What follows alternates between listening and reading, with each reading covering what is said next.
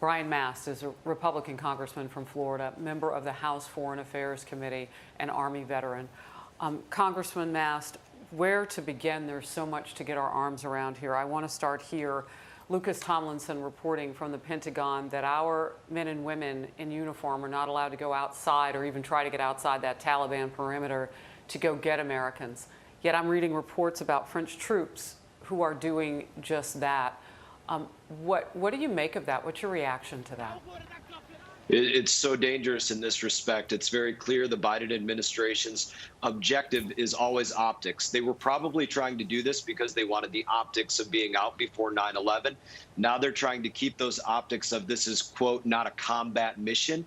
And it's the optics that are going to put people in even further danger. Instead of going out there and making the Taliban our hostages, right now, America is on what, about day 7, day 8 of the Afghanistan hostage crisis for us.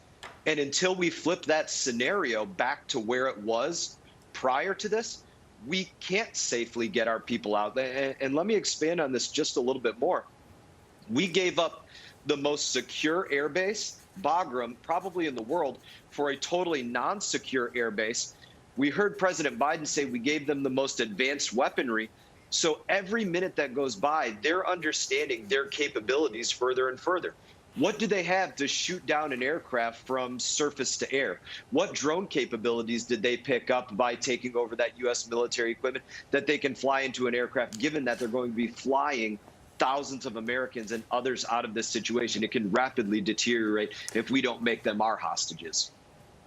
So I want to unpack that a little bit because some of it is really jarring. You call this the Afghanistan hostage crisis. I'm starting to hear that in different ways. Here's Senator Tom Cotton from yesterday on the Focus in Arkansas. And you guys are tying together something. Let's watch. A lot of people have been speaking this week about comparisons to Saigon in 1975.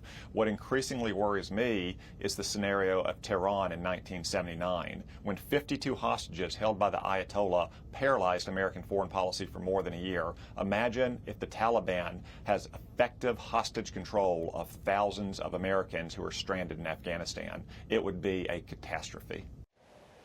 So, Congressman Mast, how do we keep that from happening? Again, this goes back to we have to make the Taliban our hostages as they were previous to this administration. We were drawing down.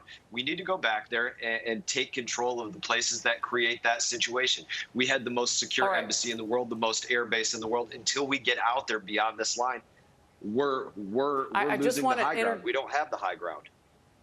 I want to interject as we kind of go along so we can cover a lot of ground here. So my immediate follow-up is, do we have enough people there? Because we know that there were about 6,000 American troops on the ground today. They'll be at that airport. But as you say, that's the only place they are. And if you're the enemy, that's pretty handy knowledge, too. Why not push that perimeter out? But how many people do you really need to do that? I think you unpack that in two separate ways. We know what happened immediately after 9/11, the way that U.S. forces were able to go and move across Afghanistan with a very minimal force. But this is not the same thing. We are talking about a very dense urban area that has a mob mentality going on with it, where they have taken over what were previously American high ground positions, very secure positions like our embassy, as an example, extremely fortified places. And they're learning about their capabilities more and more. So that is not the same situation. I believe if we want to flip that script, is going to take significantly more forces than what we have there right now. And you look at that, any threat assessment that you could do on this to move people off of that airstrip would result in what you would see as a situation that nobody would want to take an aircraft off of that landing strip. Wow.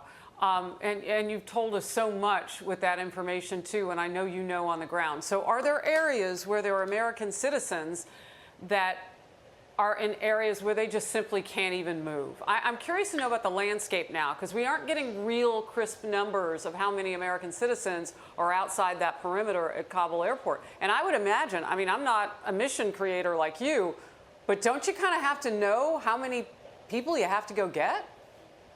That's a question that we had been asking for months. As an example, just on the Foreign Affairs Committee, the answers were the same as what the press secretaries are giving us right now. We don't know. Well, why didn't you figure that out over the last couple of months?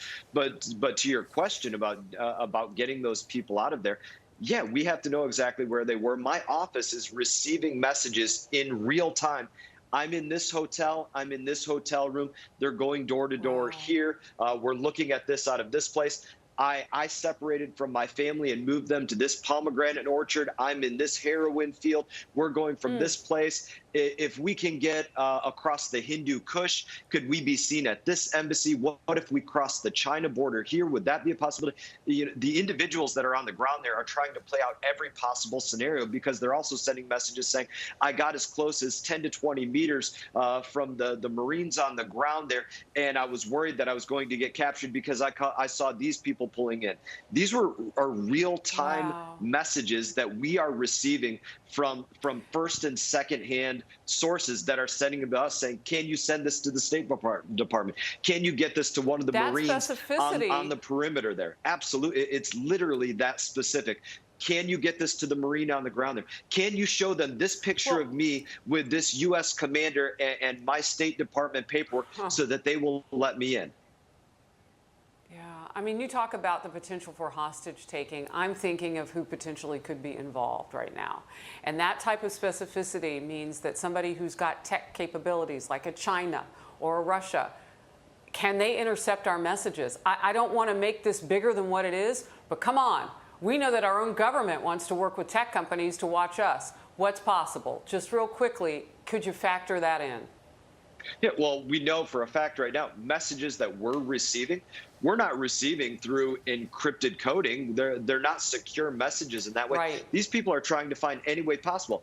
WhatsApp, Facebook, email, some kind of phone call that they can get out, whatever way that they can get a message out to somebody that maybe they served with as an interpreter, or somebody that they knew, a company that they worked with, anybody. And they're trying to say, hey, can we get this to Representative Mast or to Senator Cotton or to somebody in the State Department, or you name it. They're trying to find any way possible to get those messages to somebody that might be able to make a difference. And further risking themselves for interception of any of that, from what you're saying. And that was my question. Congressman Brian Mast, we will have you back. Incredible information about what it might be like on the ground if we can't get everybody out. Appreciate your time, sir. Thank you.